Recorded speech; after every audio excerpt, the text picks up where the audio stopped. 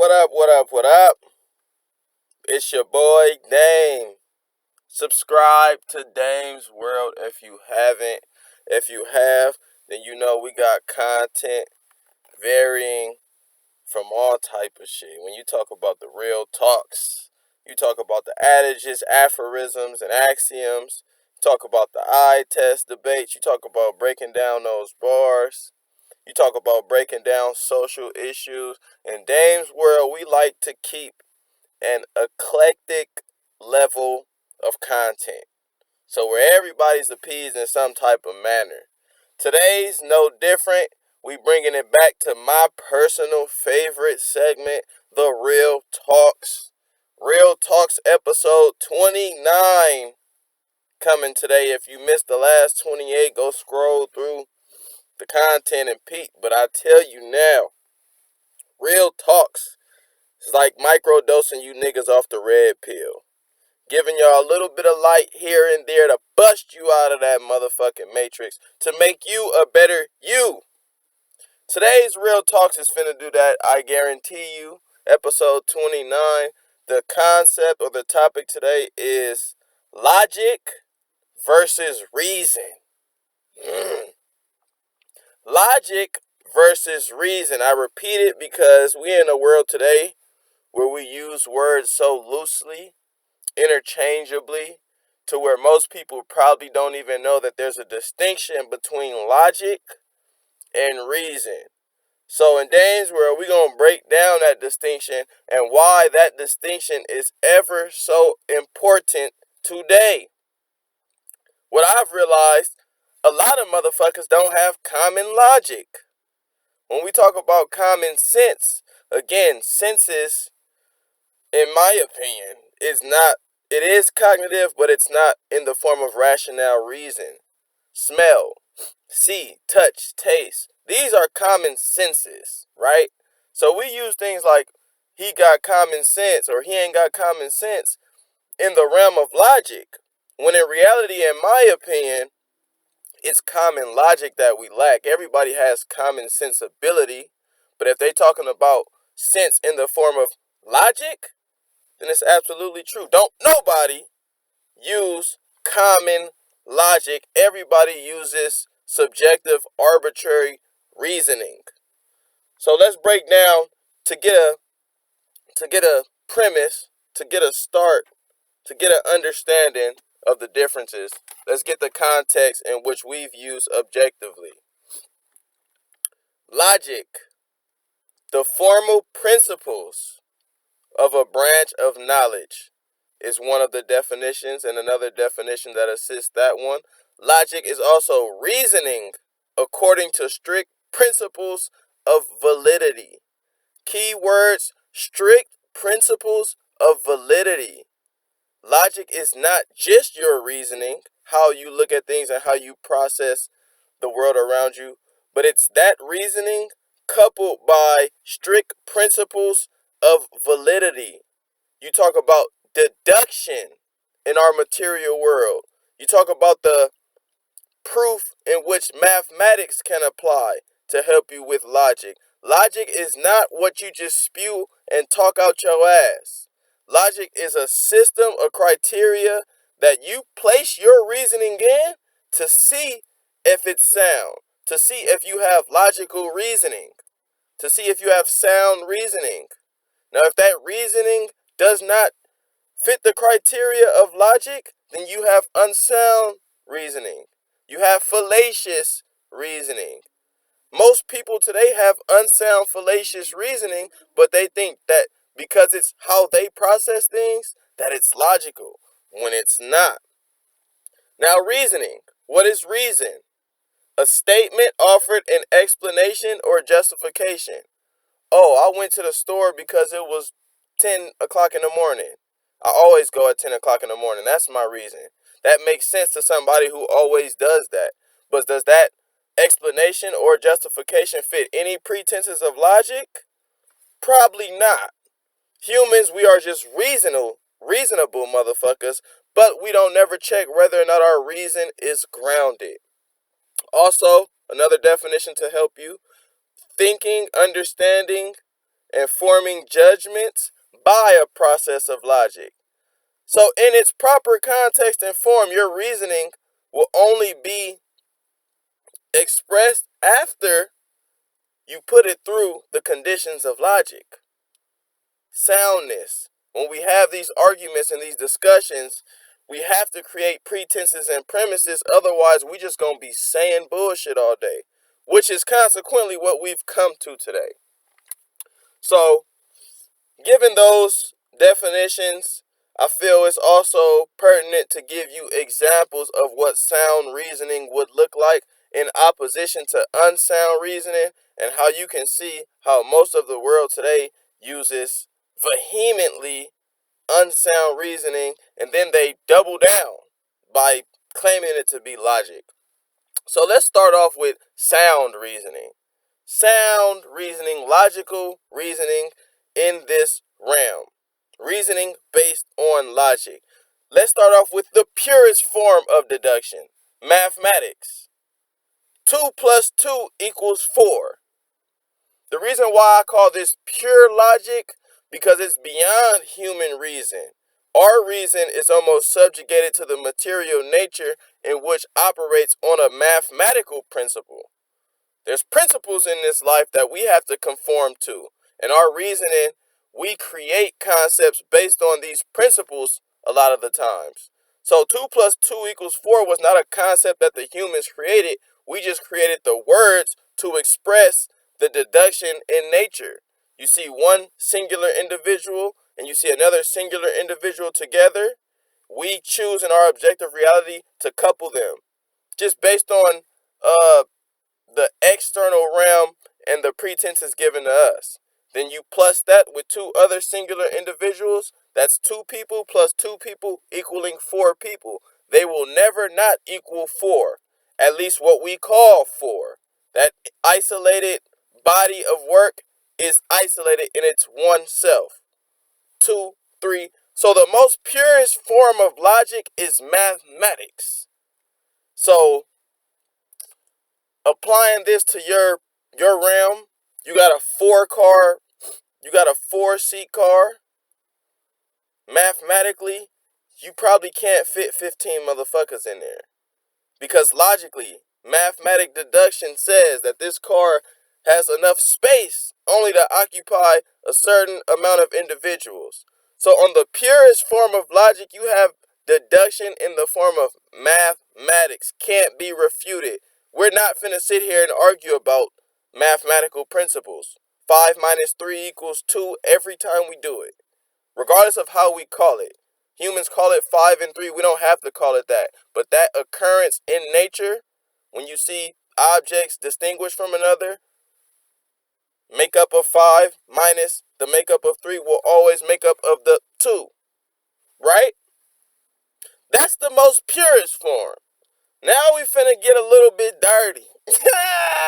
Now we finna get into the realm of human subjectivity, which is our objective reality. Things we know to be true because our human experience has told us it, and our material realm hasn't shown evidence on the contrary. So you talk about contradiction, another pure form of logic. And then reasoning, if you know logic. When you have good reason, you're mathematically apt. A reasonable person would not try to fit 15 niggas in a 4-seat car. But also a reasonable person following the principles of logic will also, where was I going with that?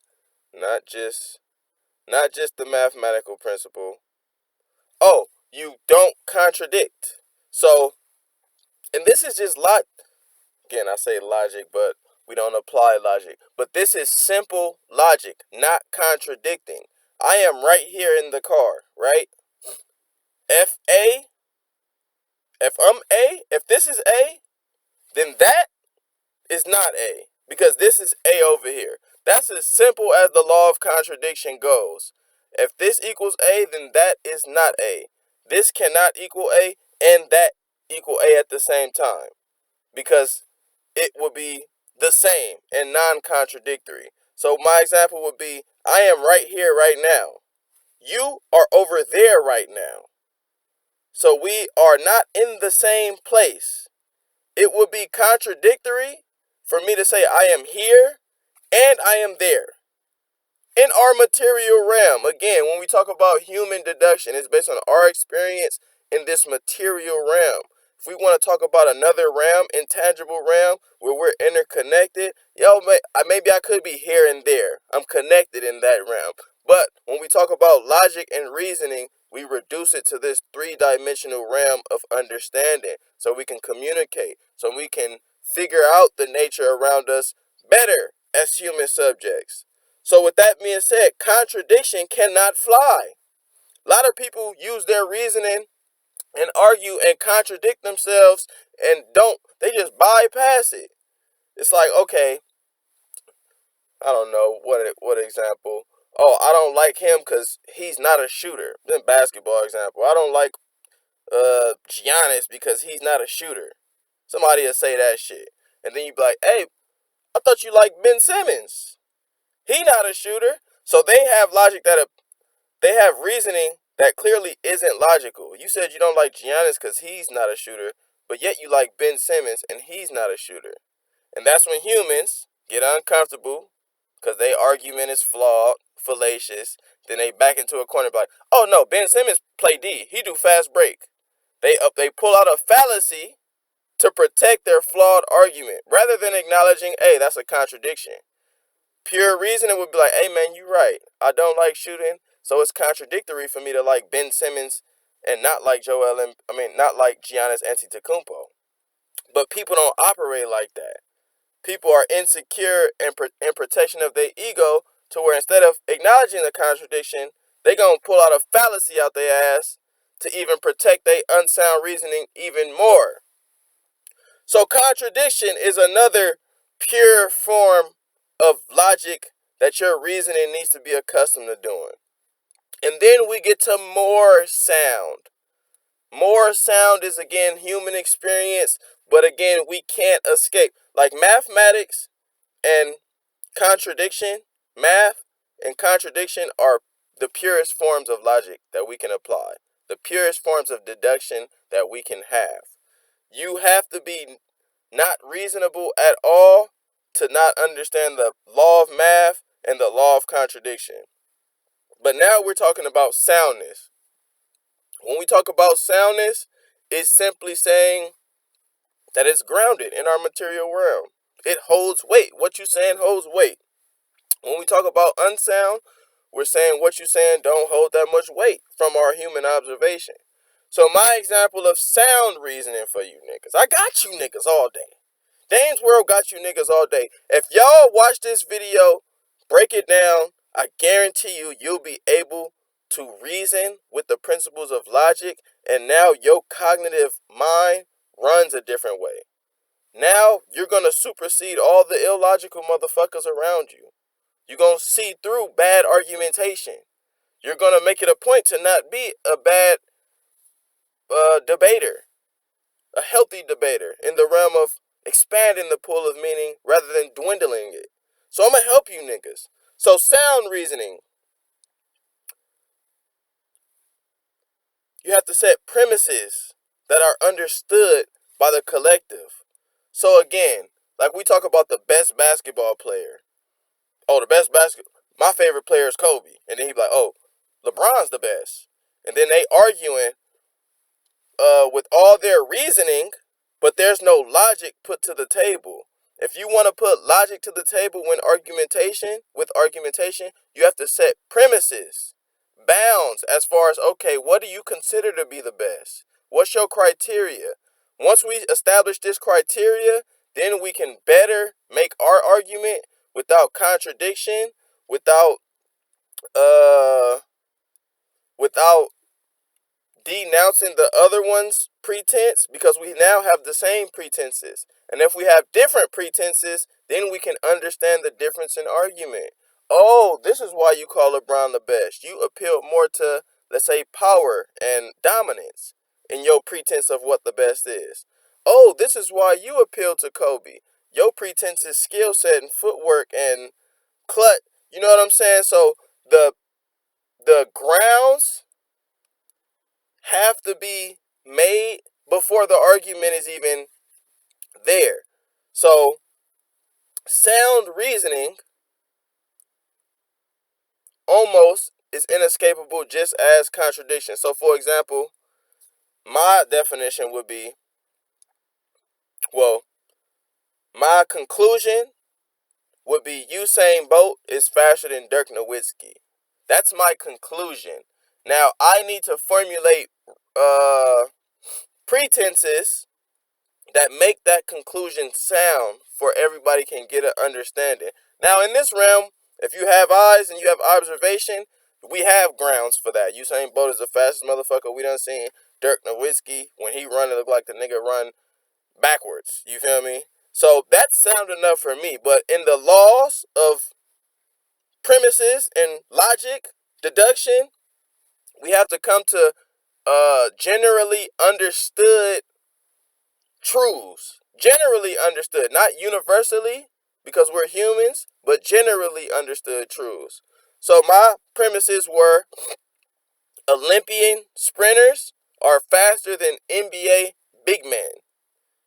7-foot NBA big men are usually slow, more often than not slow, not as fast as Olympian sprinters. You watch Olympian sprinters, 100% of the time they'll be faster than a NBA big. From my observation in my reality, if y'all want to pull out an anecdote where it contrasts, be glad to check my reasoning under the laws of logic. But Olympian sprinters are faster than NBA big men. That's a premise that I've accepted, and anybody want to challenge it, come on. And then, fact. Premises also have to have things that not only are super grounded, but also factual to align with the conclusion. Olympian sprinters are faster than NBA big men. I accept that premise. Check. Usain Bolt is an Olympian sprinter. Accept that premise is true. Check. Dirk was an NBA big.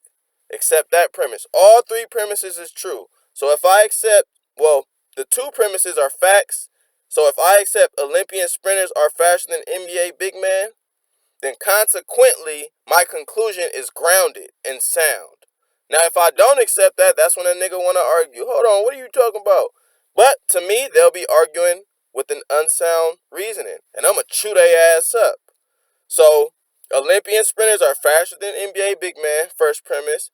Usain Bolt is an Olympian sprinter, second premise. Dirk was an NBA big, third premise. My conclusion, Usain Bolt is faster than Dirk Nowitzki. There it is. Now that's sound reasoning within our construct. Beautiful, ain't it? I like it. You know what I'm saying? Now, everybody don't argue like that. With sound, deduction, and all that good logical pretenses and premises. How most people argue? In the realm of fallacy. Fallacy. Fallacy is another term for a mechanism of unsound argumentation. Ways of arguing that stagnate the realm of soundness. Might be contradictory. Might be mathematically improbable. Motherfucker tell you they could run a mile in 3 minutes. The fastest mile we seen is about 4 something, I want to say. Or let's say a nigga I could run a mile in 2 minutes, 2:20. Now we know that's unsound in our realm because it ain't happened, right? So most people's reasoning is on the basis of these fallacies. Maybe it's, well, we'll get into it. We'll get into it because there's so many fallacies that I cannot cover them all. So I can just give y'all the fallacies that we pull out mainly today in our world and why we have to check ourselves when we're being fallacious and we have to apply the systems of logic. So I got a few examples of bad reasoning because We have to do better. We have to do better in argumentation, in understanding, in debate. Unsound reasoning. Well, let's break it down. Again, we talk about contradiction. So if you say, "Oh, I'm here and I'm there at the same time," you unsound with your reasoning and your logic in this grounded realm. If you say 2 plus 2 equals 7, then you probably need to go to a hospital. Unsound reasoning. But now let's get a little more sound in the realm of unsound reasoning. Let me show you how you niggas get down. False dilemma. One of the fallacies of false dilemma, when somebody tries to place two alternate statements and pose them as the only option, when in the reality, there's more than just those options. So people create a false dilemma to support their own reasoning for something. An example would be this. If you love me, you wouldn't lie to me. Somebody puts that to the table to you. Either you love me and tell me, if you love me, you have to tell me the truth.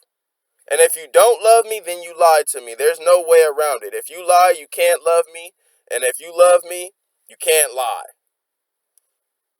False dilemma. That is not grounded reasoning founded by logic.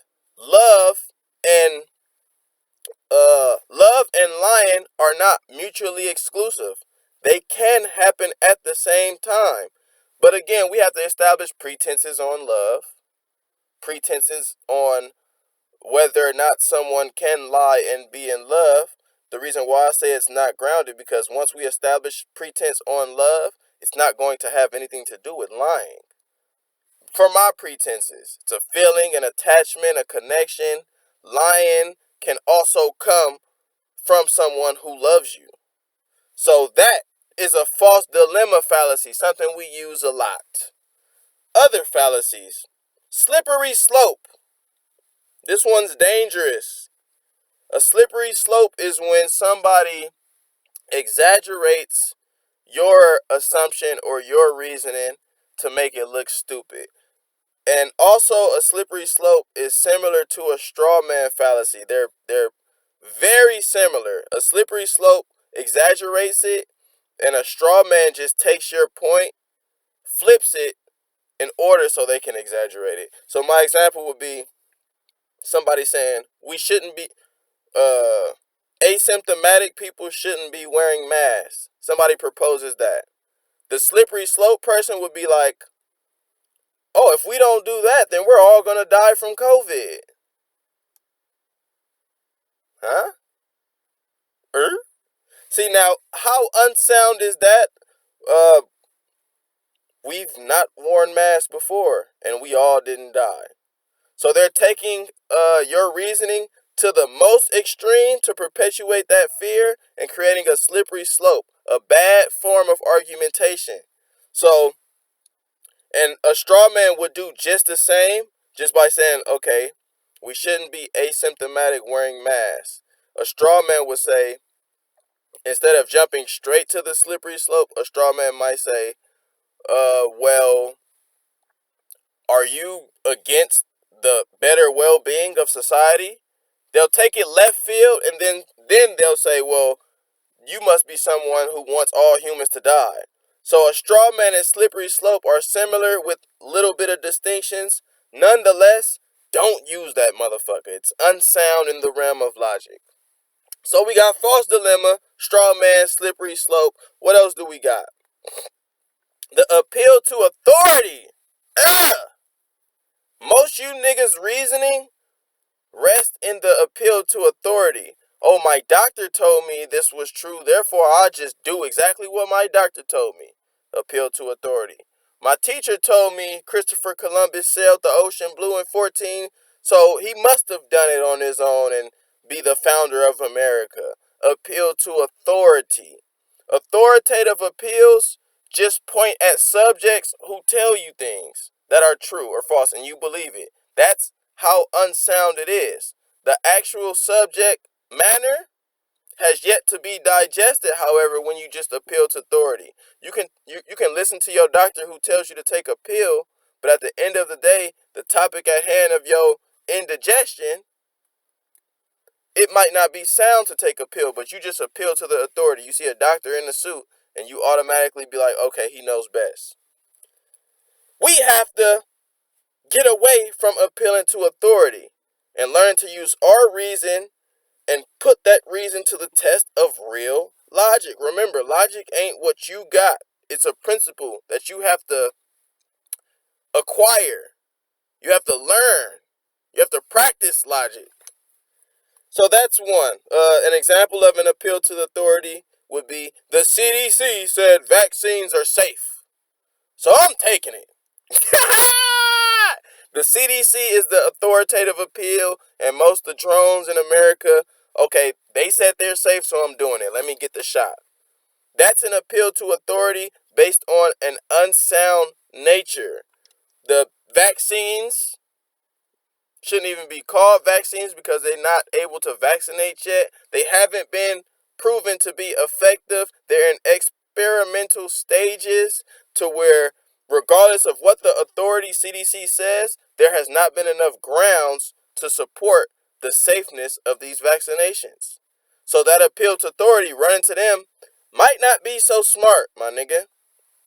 Might not be logically reasonable. It's reasonable, but it's unsoundly reasonable. So you got the appeal to authority. Here's my favorite. You niggas do this one? I think niggas do this one more than anyone. The bandwagon effect. Everybody's doing it. You ain't seen Little Baby's new video? Everybody watched it. The bandwagon effect is simply appealing to a notion or an idea because your peers and the social pressures around you also have already appealed and conformed to it. So now you feel compelled to do this. And I feel like, to be honest, this might be a human dilemma because, just in my opinion, which I'm not finna support with grounds and reasoning right now, I feel like humans have a predisposition that yearns for being socially fit, wanting to fit in with other humans, wanting to get along, wanting to be accepted on a subconscious level. Consciously, you're like, oh, but on a subconscious level, humans don't like that feeling of alienation. So as a consequence, when everybody's doing something that's in the in crowd, humans gravitate towards it and be like, you know what, I want to be in too. I want to be in too. Dangerous, because this now removes your individual thought, your own process of reasoning that you're supposed to support with logic, and it now moves it from that realm to, okay, shit, everybody's doing it, so I'm gonna do it. So you remove your own thought cognitive process. An example of this, I gotta use vaccinations again because I'm seeing it all today. The bandwagon effect, the authority effect, the slippery slope effect. Everyone's getting vaccinated. You should too. That don't make no sense. That fits under no criteria of logic deduction. Just because everyone gets it doesn't make the vaccine safe. Doesn't mean that logically I should get it for my own health. Asymptomatic, been feeling good, know my nutritional vitamin intake. I'm aware, heightened. In regards to what I need to maintain my health to where I don't need an outside source to vaccinate me just because everybody else is doing it. Stay away, be careful from this bandwagon effect that you have on a subconscious level. Another fallacy. There's so many fallacies, guys. This is why I tell you. You have to be equipped in the realm of logic to where your reasoning aligns. Because otherwise, most you niggas' argumentation will be based on fallacy after fallacy after fallacy after fallacy after fallacy. Ungrounded reasoning. Which is why niggas like me is finna stop arguing with niggas like y'all. Unless you understand the pretenses of logic and deduction. Another fallacy. Hasty generalization. when a generalization is making a claim based on your observation, but again, general. If it's general, that means it's applicable to most. So, when you make a generalization, you must have a lot of empirical data in order for that generalization to be grounded. For example, all green vegetables provide nutritional value. That has lasted for the test of time for a long time. So that generalization can be widely accepted by us humans. You feel me? It's a generalization that wasn't done quickly. It was done over the test of time. Now, a hasty generalization, hasty means fast. That means you making a generalization based on evidence that is not as grounded, maybe anecdotal, maybe just a couple of things that made you form that generalization, but it's not fair because you can't generalize everything based on your hasty, quick assertions. In our material realm, that's not grounded. An example of this, of a hasty generalization. 2 girls from my job got vaccines, which means it's safe for us all. That is a hasty generalization. Saying that vaccines are safe for us all right now, you generalizing that to the public would be a hasty and dangerous generalization. Why? Because, again, experimental trials. We can't make a generalization on something that's in experimental stages because our understanding is not yet heightened to even have a grounded claim in this realm of vaccinations, right? So a hasty generalization would be dangerous. Another example of this would be, let's say you're a basketball fanatic and you watching a rookie play, Jeremy Lin. You done caught Jeremy Lin on a weekend when he had Linsanity. And you're like, damn, this nigga one of the best niggas in the league. Linsanity, his week, when he had Linsanity for 2 weeks, he was averaging 34, 30 points, about 6 assists. He was balling like one of the best players in the league. So a hasty generalization type nigga would take those anecdotes and say, oh, he's the best player. He one of the best players in the league. Slow down, young buck. This world requires time that shows the grounds, buddy. So in time, we will see. Time goes by, years pass, Jeremy Lin in the D-League now. Shouldn't have made that hasty-ass generalization by saying he is one of these top dogs, right? Be careful with hasty generalizations. Don't be so quick to generalize shit. We got more. I got more for you niggas, man. Correlation, causation fallacy. This one is dangerous because we know that our material realm has a law of cause and effect. You feel me? If I push this button right here in this car, the car will beep consequently. So a part of our reasoning is formulated on that principle of cause and effect. So when we see things, we automatically try to pinpoint the cause to it. Maybe on a subconscious level. You see a chair fall outside, you be like, oh man, the wind blew that chair down. You do the deduction in your head. Now, again, we've lost logic, but the essence in us was built to be grounded, sound. The essence in us was built to be creative. The essence has everything we need in order for us to reach our highest self, to where we're logical, sound, creative type beings. So when I say on a subconscious level you do it, you just got to tap back into that. Always being logical in your reasoning. So when the wind blows and a chair falls, you can pinpoint causation and correlation in a good manner. But a bad correlation causation would just be due to a low level of discernment. So, my example of this, correlation causation fallacy. A bad correlation causation fallacy would be, everyone still isn't wearing a mask. This means we are not going to improve COVID rates. Now, this is a bad correlation causation fallacy because you already are in the realm of reason without logic. Because again, we talk about the mass efficacy. It's been teeter-totter whether or not that's been effective or a dwindling effect in the realm of COVID. You've seen more people wear masks and rates get higher.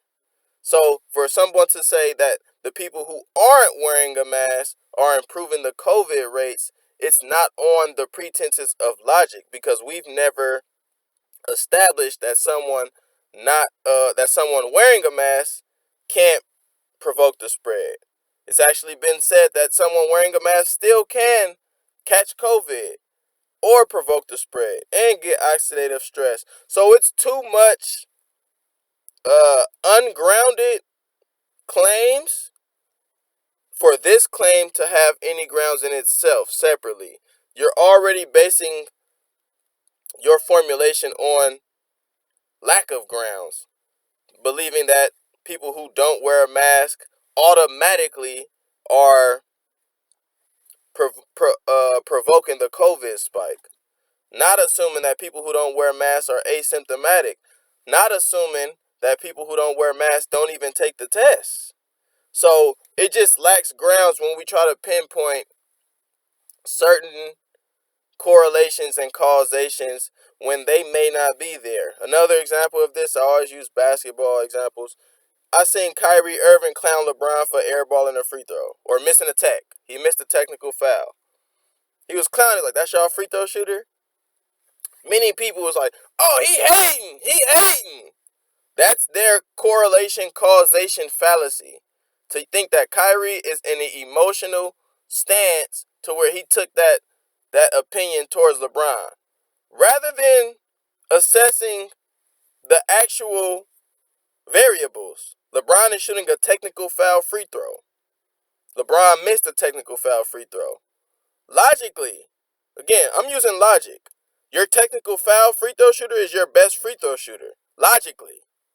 So when LeBron misses, this prompts Kyrie to make a logical conclusion. That's y'all best free throw shooter? He's saying y'all ain't doing the deductions over there right, because he obviously ain't y'all best free throw shooter. But when people use the false correlation causation fallacy, they automatically dismiss it. Oh, Kyrie's a hater. He's a hater. Ain't nothing. He only did it because he's a hater. That's a good example of correlation causation fallacy.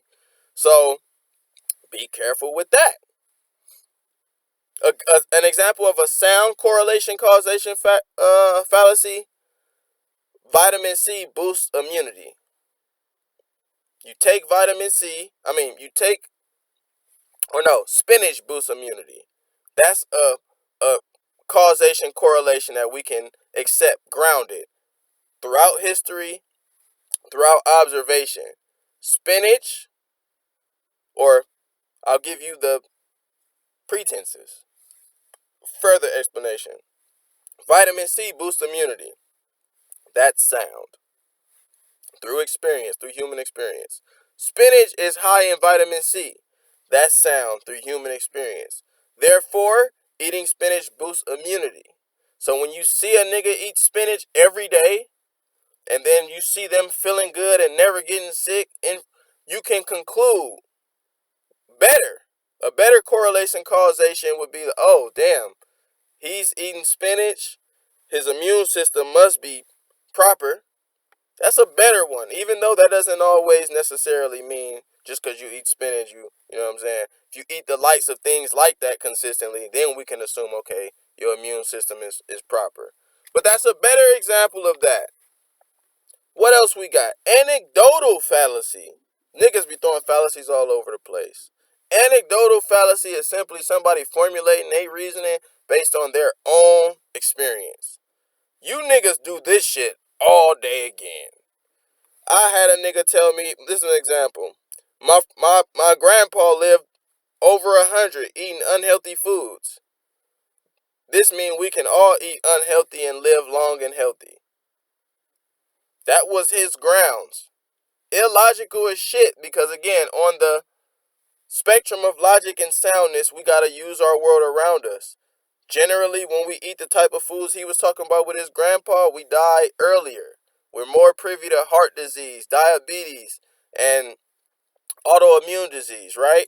So his conclusion that eating unhealthy and living long is viable is not sound in our realm, but it's only sound in his human experience because he had one nigga that he knew eat unhealthy and live to be long or live long.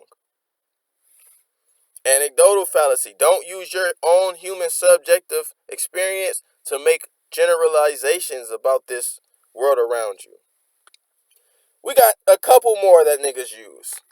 Personal incredulity fallacy. This is this is simply when niggas can't believe something. Oh, I can't believe it, so they dismiss it for illogical, unsound, or for whatever reason that they want to dismiss it for. But this is a fallacy that's dangerous because a lot of you niggas have created a matrix in where you believe that you know the truth about everything in life. So when you get information that contrasts that belief that you got, it's just absurd, outlandish. That is dangerous. That might distract you from getting viable, sound information that applied the processes of logic, right? An example of this: personal incredulity fallacy, aka I can't believe it.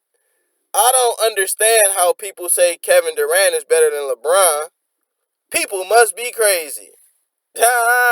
So just because you don't understand how some people think KD is better than LeBron, instead of trying to see the logic in that statement, you'd rather dismiss everybody who made that statement as crazy because your personal incredulity fallacy. This fallacy is dangerous. This fallacy is ugly. Get away from this fallacy as much as you can. I see people all the time dismiss statements, reasonable statements, sound or unsound, just because they don't understand it. Cognitive dissonance. Personal incredulity fallacy might show you the people who have a heavy form of cognitive dissonance. Just because they don't understand it, they dismiss it. Stay away. Another fallacy. What you niggas do all the time, man. Ad hominem. Name call. Personal attacks.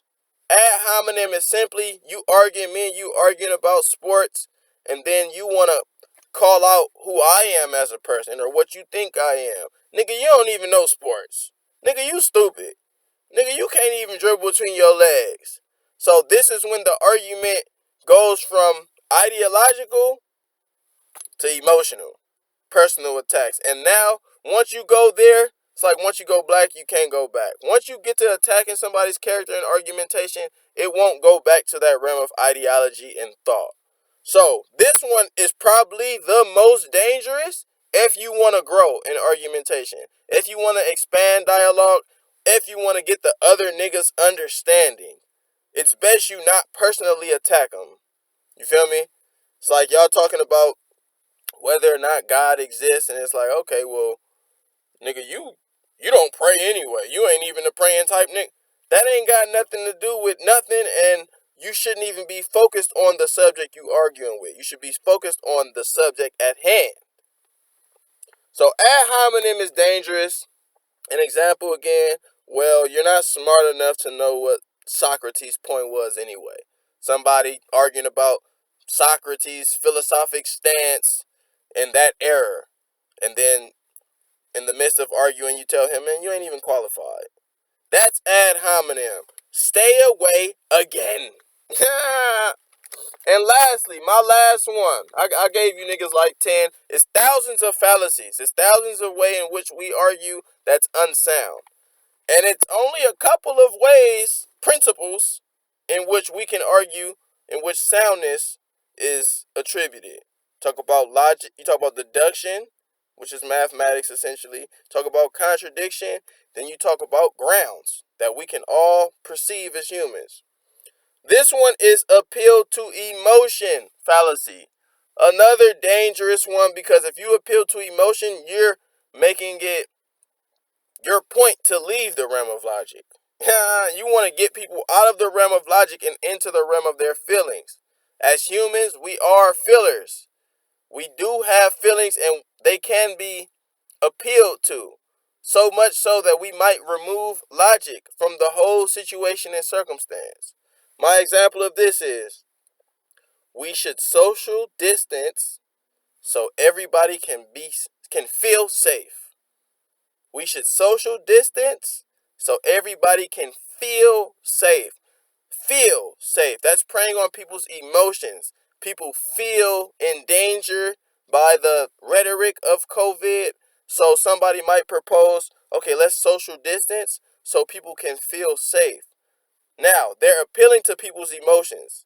They know niggas is scared. They know niggas is in fear. They know niggas don't want to die. So we're going to promote social distancing on the basis of these niggas' fears. So everybody feels safe. Go quarantine so other people can feel safe, right? Now, in the principles of logic, non-applicable. You can't say, oh, we should social distance logically so everybody can feel safe. That doesn't protect the argument for social distancing. Logically, we have to look at the ramifications and the effects of social distancing and see whether or not it is justifiable in this world we live in today. Counterattacks were aggregate creatures. Handshakes, hugs, that togetherness that we have as human beings, we're like lions in a sense, where we have a pride and a family to where social distancing may be counterintuitive psychologically. Or social distancing can also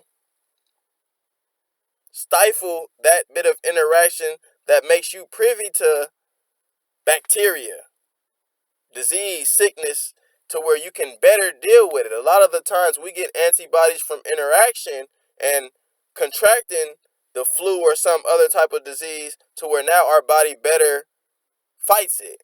So social distancing might prevent those interactions that might enable COVID into an individual. If you're isolated more, you might be more prone to getting sickness when you come in contact to it.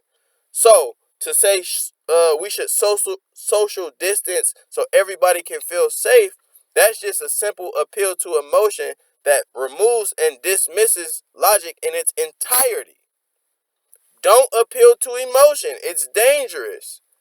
And then those are all of the fallacies in which I named. So in conclusion, it's really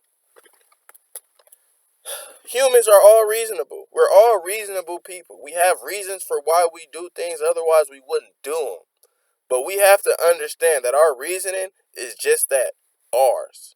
Which means we have to check our own reasoning based on the principles and grounds in which this universe gave us. Logic, soundness. We can discern whether or not something is sound or unsound together. We can discern whether or not you can put 15 niggas in a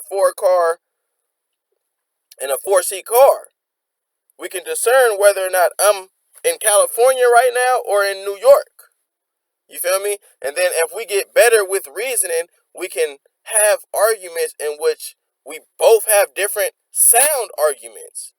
But we ain't trying to denounce or debunk the other ones because we acknowledge the realm of logic and that we don't have to debunk their point in order for our point to exist. And they don't have to do that either. But what we do have to do is make sure our argument is not surrounded by fallacies and is protected by grounds to where when we do argue and put our side to the table, we actually have some backing.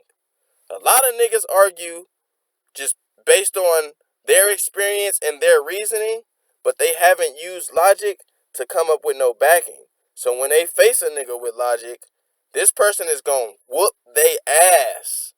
If anybody is on the outside observing logical pretenses, because if somebody argues like this, ad hominem, attacks character, navigates around their points, never concedes a good sound point, then somebody watching this person would pick that person because that's the frequency and the level of argumentation in which they're on. But we trying to back all our reasoning with logic over here in Dame's world. That's the whole point of this shit. And it's not even to say logic is superior to emotions.